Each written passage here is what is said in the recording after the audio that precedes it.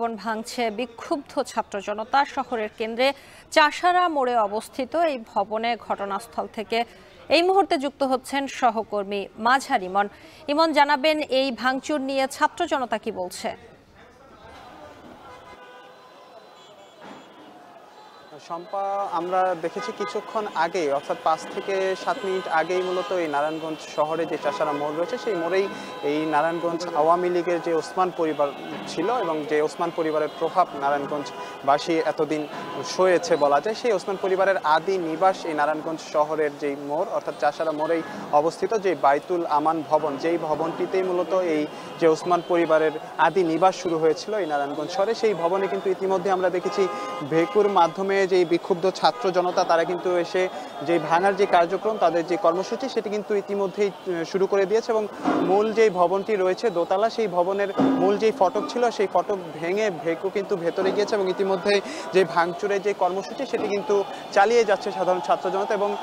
ভবনটি একদিকে ভাঙা হচ্ছে, আরেকদিকে ভবনের ভেতরের যে আসবাবপত্র রয়েছে সেই আসবাবপত্র কিন্তু জড়ো করে বিক্ষুব্ধ ছাত্র জনতা কিন্তু আগুন ধরিয়ে দিয়েছে, সেটি একেবারে স্পষ্টই দেখা যাচ্ছে। এই ভবনটি মূলত নারায়ণগঞ্জের যে প্রাণ কেন্দ্র চাষারা মোড়েই অবস্থিত এবং এই ভবনটির সাথে যেই পতিত স্বৈরাচার সরকার আওয়ামী লীগের কিন্তু ভালো একটি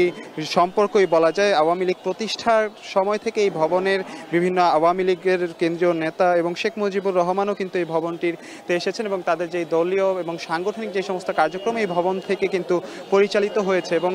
অনেকেই ধারণা করে থাকে যে আওয়ামী লীগের যে জন্ম অর্থাৎ গোড়াপত্তনের সাথে এই ভবনটিরও কিন্তু একটি সম্পর্ক রয়েছে। কিন্তু এখানে নারায়ণগঞ্জবাসী যেটি বলছে যে দীর্ঘ সময় আওয়ামী লীগ সরকার সাধারণ মানুষের উপর যেই খুন গুম অত্যাচার এবং ভোট চুরির যে সংস্কৃতি চালু করেছিল এবং নারায়ণগঞ্জ মানুষের উপর যে এই দল এবং সরকারের যেই জুলুম অত্যাচার নিপীড়নের একটি প্রতীক হিসেবে এই বাইতুল আমান যে ভবনটি রয়েছে আওয়ামী লীগের ওসমান পরিবারের ভবন আদি নিবাস, এই ভবনটিকে তারা সেই প্রতীক হিসেবে আখ্যায়িত দিয়ে মূলত আজকে এই তাদের যে ভাঙচুরের যে কার্যক্রম সেটি কিন্তু তারা করছে। এবং বিক্ষুব্ধ জনতা কিন্তু যেটি বলছে যে আওয়ামী লীগের মতো একটি রাজনৈতিক দল ক্রমান্বয়ে যে ফ্যাসিজমের যে আচরণ শুরু করেছিল নারায়ণগঞ্জ সহ পুরো দেশের মানুষের উপরে, সেই ফ্যাসিজমের যাতে আর কোনো চিহ্ন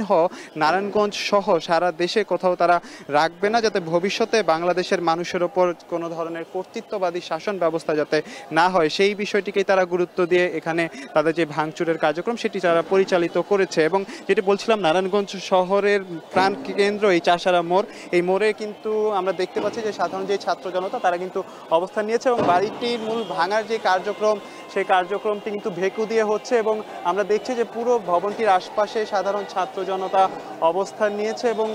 ভেকু দিয়ে যে ভাঙার কার্যক্রম সেটি কিন্তু চলছে। এবং আশপাশে যারা অবস্থান করেছে অর্থাৎ বিক্ষুব্ধ যে ছাত্র জনতা তারা কিন্তু জুলাই আগস্ট অভ্যুত্থানের সময় যে সমস্ত স্লোগান দিয়ে তারা রাজপথে ছিল সেই স্লোগান দিচ্ছে এবং তাদের যে ভাঙচুরের যে কর্মসূচি সেটি কিন্তু অব্যাহত রয়েছে। ইতিমধ্যেই যেটি বলছিলাম এই ভবনটি দোতলা বিশিষ্ট এই ভবনটি অনেক পুরনো হয়ে গিয়েছে, যেহেতু 1952 সাল থেকে 71 সাল পর্যন্ত যে একটি সময় গিয়েছে পূর্ব পাকিস্তান শাসন আমলের বিভিন্ন আন্দোলন সংগ্রামেও কিন্তু এই ভবনটি একটি ভূমিকা রেখেছে। তবে যেটি বলছিলাম যে বিগত আওয়ামী লীগ সরকারের শাসন আমলে যেই গুম খুন অত্যাচারের প্রতীক হিসেবে বলছে নারায়ণগঞ্জবাসী, সেই প্রতীককে ধ্বংস করতে এখানে মূলত ছাত্র জনতা এসে উপস্থিত হয়েছে এবং এখন এই কার্যক্রম চলছে। তারা যেটি বলছে পুরো ভবনটি না ভাঙা পর্যন্ত তাদের এই ভাঙচুরের কার্যক্রম অব্যাহত থাকবে। নারায়ণগঞ্জ থেকে যুক্ত ছিলেন সহকর্মী মাঝার ইমন। ওসমান পরিবারের মতো সারা দেশে এমন বিভিন্ন জায়গায় আওয়ামী নেতাকর্মীদের বাড়ি ভাঙচুর হয়েছে, আমরা সে খবর এবারে জানবো।